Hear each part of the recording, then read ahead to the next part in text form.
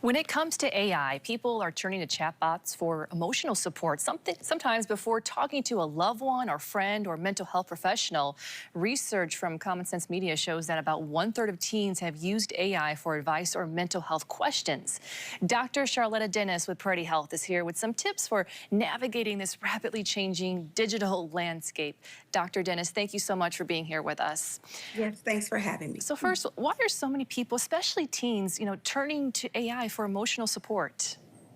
Teens in particular are very tech savvy, and AI is at everyone's fingertips. It's very easy, it's fast, and it's accessible. So, this trend allows people to turn to technology because it's low pressure, and sometimes people have that desire to be anonymous. But using technology cannot replace that human contact that needs. So there is a big disparage in between using AI technology and turning to humans for resources. hmm and Dr. Dennis, when I hear about this research, does this mean we as a community, friends, are not taking time to listen or being there? We are everything that we do, whether it's answering simple questions to answering or finding out recipes.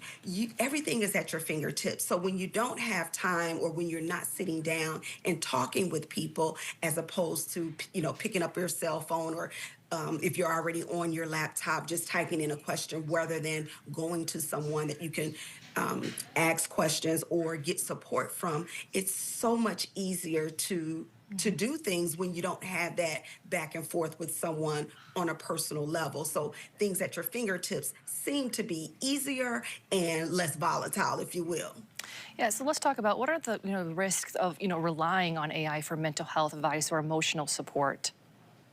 AI tools, they cannot diagnose, they cannot treat, and they cannot respond to crises.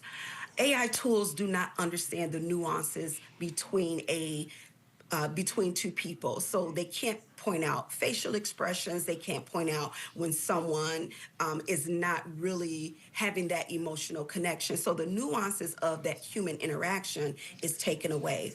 And AI tools cannot respond in crises. They cannot tell you exactly what you need to do in that instant because they can't understand or ask follow up questions that really focus on what your immediate needs are.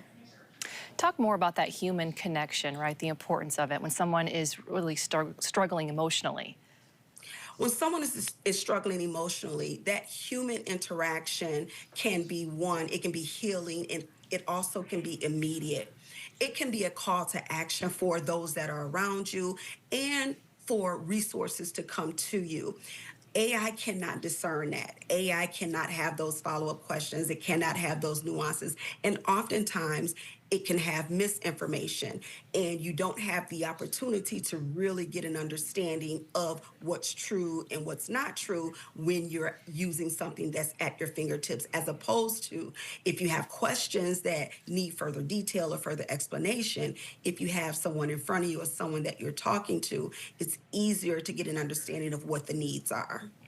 What practical steps do you have for families, to navigate this digital landscape, right, safely? Safely, I would say use digital formats for things that are not life threatening or things that don't involve immediate needs or concerns about your mental health. It's okay to use AI tools to say, okay, what are some of the treatments for anxiety? What are Mhm. some of the treatments for depression? And these are the types of things that you can discuss with a professional, but do not use them as a means of diagnosis and or treatment. Okay, and lastly, Dr. Dennis, if someone has used a chatbot for support, right, they went there to get more information to help with their struggles and everything, advice, what should they do next? What do you want them to know?